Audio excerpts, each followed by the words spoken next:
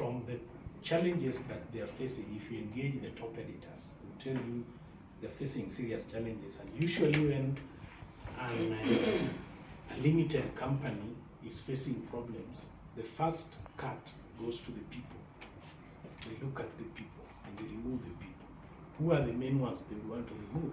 Us, the journalists. So what happens?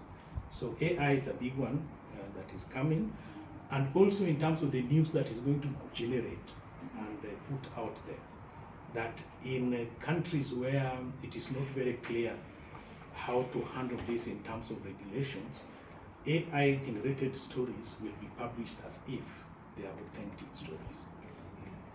So we need to think about that. Then the collapse of the legacy media is a proper challenge. Then the online papers. This is, I think, is key also. And I link that with the niche publications. And niche publications is positive and negative in one way, but more positive because we can now focus more on health issues, specific health issues, and cover them in details and target specific people. So we think that's important.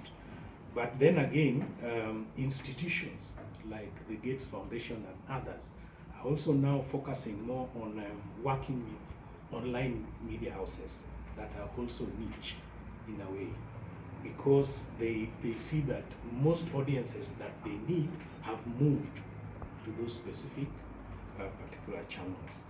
Then we talked of more control, death of liberal democracy.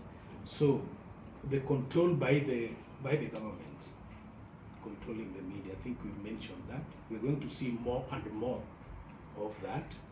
I don't know how the world will be.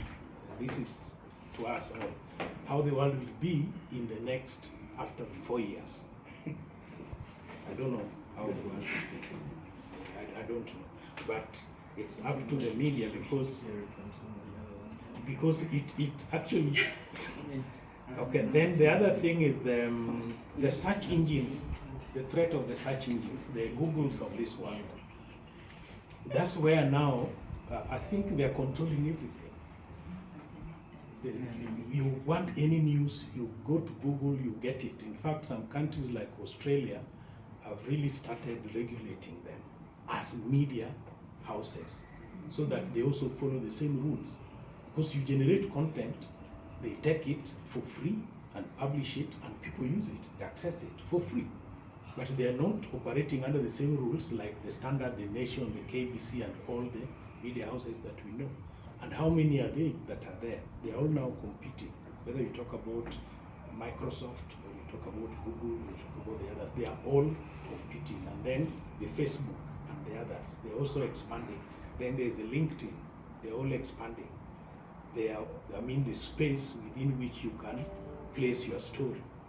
So all those are going to affect. So where do we position the health stories so that they can have impact? Those are some of the questions.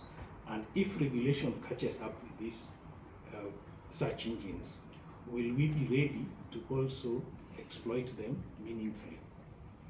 Then more grant-making support. I think this is what we are seeing again, and I'm sure AVAC and the others have seen the internews, you're seeing this. More and more journalists are depending on grants, mini-story grants, for them to be able to first survive and be able to do any meaningful story. Because no editor has any money to give any journalist to do any story. So they will come back to you and say, hey, do you have anything? As Science Africa, we give a lot of that sometimes when we get grants, we give mini grants, and then that's what, and many organizations are doing that, and I think there are agencies that are already working on this at a global level. So this is where also again, the future is in terms of reporting effectively on health issues. Then there is institution-focused media outlets. Because of the internet that somebody mentioned and the opportunities that are there, do these other institutions actually really need us? Or do they need us only to some extent? So that's another question, because they have their websites and they're already producing their own stories. They sponsor their blogs by their experts and they publish them there. So to what extent do they need you? And what again does that mean for bottom line for the mainstream media?